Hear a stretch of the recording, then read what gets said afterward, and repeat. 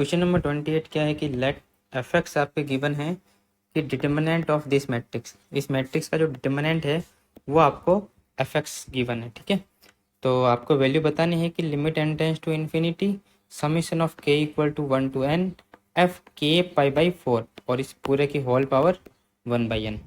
तो इसकी आपको वैल्यू बतानी है। तो सबसे पहले क्या करेंगे कि हम फंक्शन निकालेंगे ना, फंक्शन क्या आ रहा है। तो गिवन क्या है, गिवन है F X is equal to determinant, determinant है तो मैं इसको ऐसे लिख देता हूँ ना, तो डिटर्मिनेंट है ना cos square x sine x cos x minus sine x, यहाँ है cos x sine x sine square x cos x, यहाँ है sine x minus cos x और 0। तो डिटर्मिनेंट को ओपन करते हैं तो कितना आएगा, देखो कॉस स्क्वायर एक्स, तो ये तो हो जाएगा 0, ठीक है, और ये हो जाएगा माइनस माइनस प्लस यानी कि कॉस स्क्वायर एक्स। ठीक है यहाँ तक।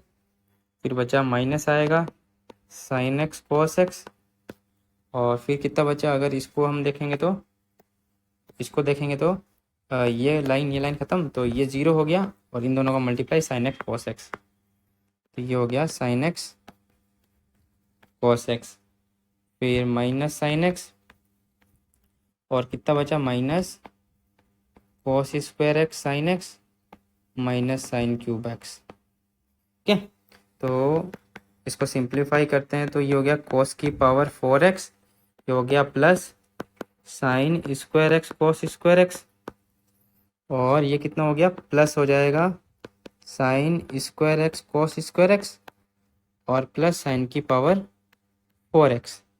तो एफ एक्स जो बना वो हो गया कॉस की पावर 4x प्लस साइन की power 4x plus 2 sine square x cos square x. ठीक है, ये किसका होल स्क्वायर बन रहा है, ये बन रहा है cos square x plus sine square x का होल स्क्वायर, यानी कि एफ एक्स की वैल्यू कितनी आ गई, 1 आ गई। कांस्टेंट फंक्शन आ गया ना, कांस्टेंट आ गया, यानी कि कोई भी एक्स की वैल्यू रखो वैल्यू कितनी आएगी, हमेशा 1 ही आएगी। तो अब हमको लिमिट निकालनी है, limit n tending to infinity summation of के equal to 1 to n F के पाई बाई 4 इस पूरे की होल पावर 1/n। तो सबसे पहले ये जो समीशन है इसको सॉल्व करते हैं ना। तो समीशन ऑफ के equal to 1 to n F के पाई बाई 4, तो के की वैल्यू 1 2 3 ऐसे पुट करो, 1 पुट करी तो पाई बाई 4, 2 पुट करेंगे तो 2 पाई बाई 4, फिर एफ 3 पाई बाई 4, ऐसे ही चलता जाएगा ना, कितना एफ एन पाई बाई 4। लेकिन हम जानते हैं कि फॉर ऑल एक्स के लिए, but for all X belongs to R के लिए जो फंक्शन है वो 1 ही है, तो इन सब की जगह वैल्यू कितनी आ जाएगी 1 1 1, कितने टाइम तक, ये है टोटल n टाइम तक, कितने टाइम तक, n टाइम तक, यानी कि summation of k equal to 1 to n F के पाई बाई 4 की वैल्यू कितनी आ गई, n आ गई। तो यानी कि हमको लिमिट निकालनी है n tending to infinity n की पावर 1/n की। ठीक है, इसकी वजह से डायरेक्ट वैल्यू आप याद रख सकते हो 1 होती है। ठीक है, ये आप रिमेंबर रख सकते हो याद। फिर भी बताता हूँ कैसे करना है कि मान लो लेट, इसको हमेशा मानना है y इज इक्वल टू, ठीक है, y आप मानोगे और बहुत साइड लॉग लेके इसको सॉल्व करोगे। ठीक है ना, तो ये फॉर्म कौन सी बन रही है वो बता देता हूँ। अगर एन आप इन्फिनिटी पुट करो तो इन्फिनिटी की पावर 0, जब इन्फिनिटी की पावर 0 फॉर्म बने ना तो आपको क्या करना है कि y लेना है, बहुत साइड लॉग पुट करना है। ठीक है, तो बहुत साइड टेकिंग लॉग, तो इधर हो गया log y, इधर हो जाएगा log, और फिर कितना limit n tending to infinity n की पावर 1/n।